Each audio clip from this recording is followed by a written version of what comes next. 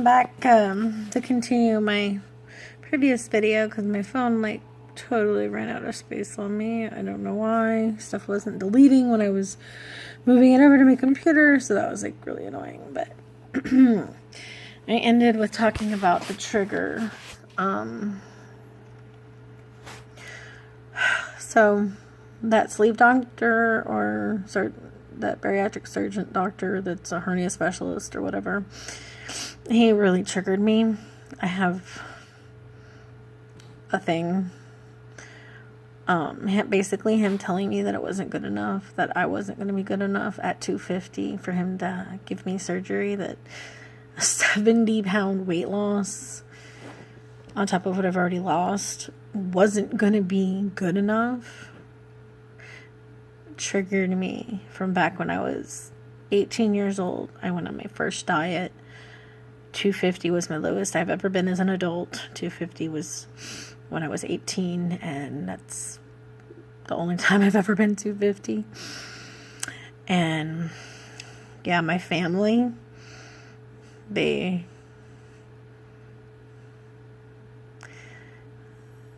wasn't good enough for them, and they just harassed me, bullied me, literally clapped at me. You need to lose more weight. You need to lose more weight. That's not good enough. That's not good enough. That's not good enough. It was literally what they did. My great aunt, she clapped at me and would tell me that it's not good enough. You need to lose more. And so him telling me that 250 was not going to be good enough triggered me back to that day when all my family was harassing me. I went to visit them. Like, I lived 4 or 5 hours away from where most of my family lived when my parents moved us away, and I was just I was visiting them for, I think it was Christmas, and I had lost like 70 pounds, 80 pounds, maybe more, I don't know. And I was really proud of myself. I was really happy. I was at my lowest weight. I was starting college in college, and it wasn't good enough for them. I'll never be good enough for them. I was never good enough for them. They always treated me as though I was just a piece of garbage on the street. Like, I'm nothing to them. They didn't care about me. They never cared about me. I mean, I was always just a piece of crap because I was fat. Like, even though I tried and even though I lost all that weight, it wasn't enough for them. So being in that doctor's office and him telling me that 250 was not good enough for him made me go back and be in that room again, where my whole entire family was basically attacking me, telling me that it wasn't good enough, that I wasn't good enough, that I would never be good enough.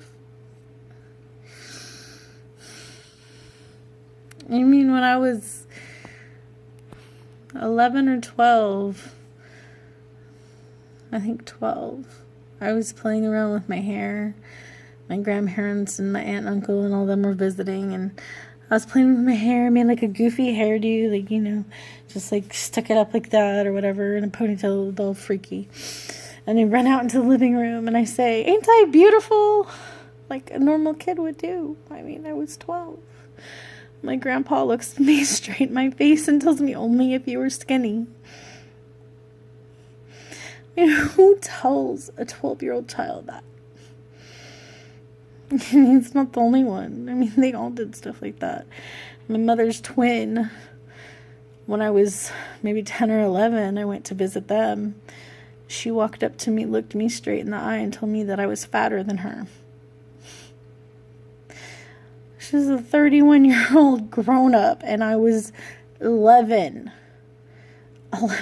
years old, and she got in my face and told me that I was fatter than her. Who does that kind of thing to a child? I mean, like, are you kidding? First off, I was a child. I had no control over what I ate or what I was fed.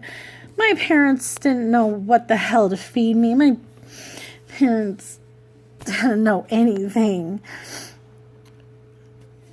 And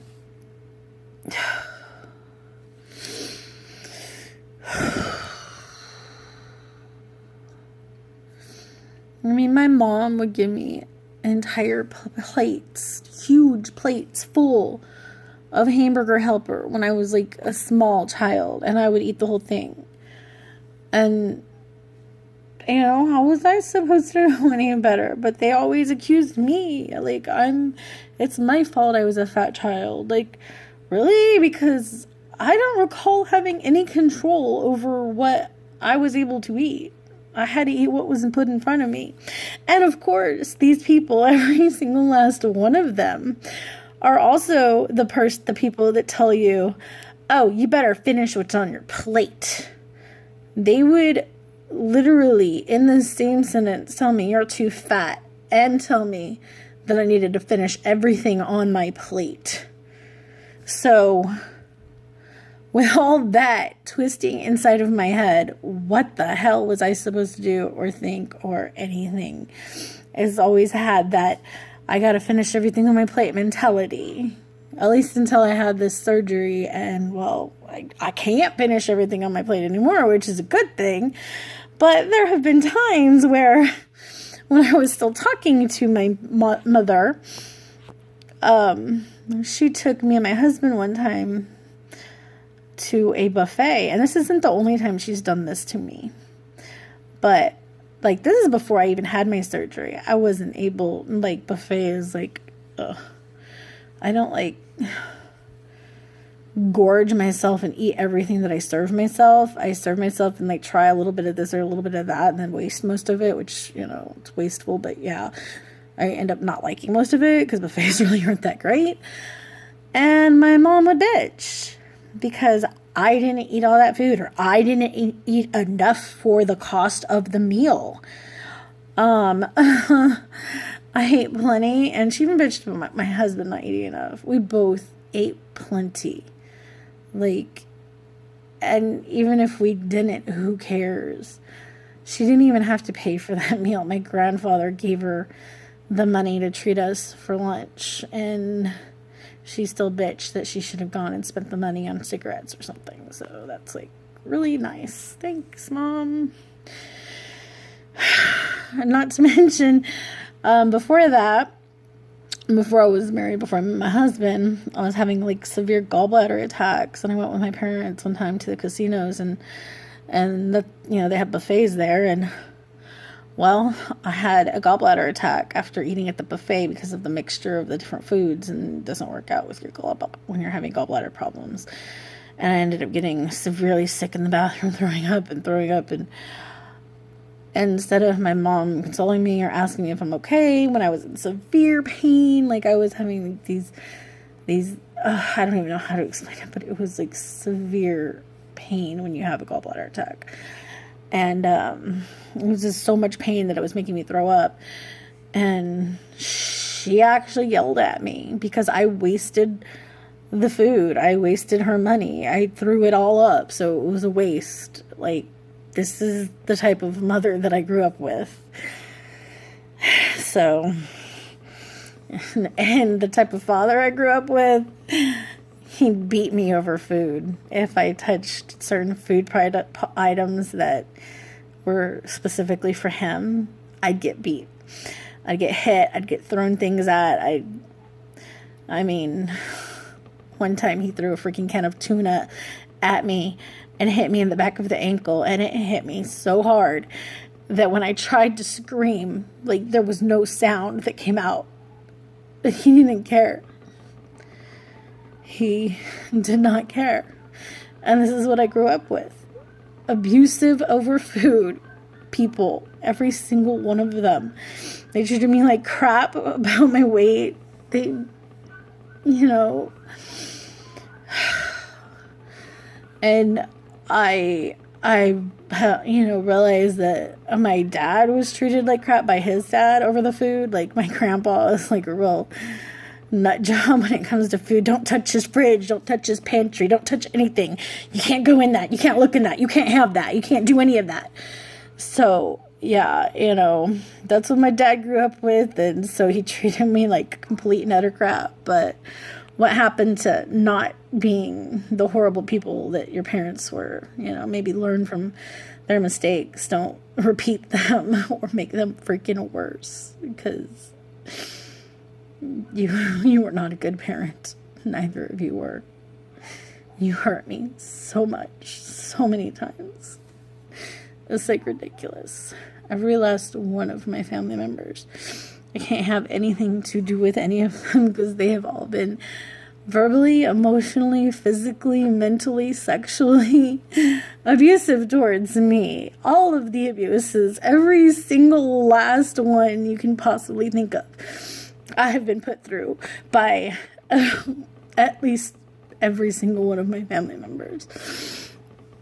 I only talk to one person that I'm related to, and like, that's it. They know who they are, and everybody else, it's business only. Just business. That kind of goes from a married into family too, because they basically tried to destroy my relationship, but that goes to a different subject that has nothing to do about my weight. And since we were on my weight, let's not go there in this video. Maybe another one though. But so yeah, I have a lot of struggles. I've been a cutter, I've been a self-harmer, I've done the things, and honestly, eating is the lesser of the evils. So if I want to eat, if I'm depressed, I'm gonna freaking eat, you know. I honestly don't think I'll ever be a skinny weight or a normal weight. I would honestly be happy at 280. I was happy at 280. I was 280 a year ago. And I ended up gaining on my weight because of severe depression. But the funny thing is I had lost that weight because of severe depression. Because I starved myself. So it's either I starve myself or I binge. I starve myself or I binge. And it's like a never-ending cycle. I keep going back and forth and back and forth. And yes, I am in therapy. And she agrees. Eating is the lesser of the evils of other things that I could be doing. So, you know, as long as I keep it under 300, I mean, I need to get under 300 to keep it under 300. 280, I had a lot more energy. I could do a lot more things. I was so much more comfortable, and I was able to wear cute clothes. I mean, I can wear cute clothes now, but there are just certain things that I could fit into better at 280. So that's my goal, 280.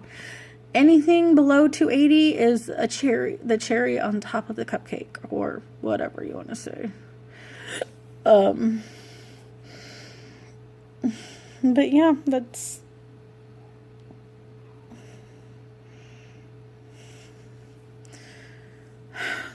I guess that's it. You know, it is what it is. Life sucks. And try to make do with what you got. So, I guess I'll see you in my next video, guys. Don't forget to like and subscribe. Bye.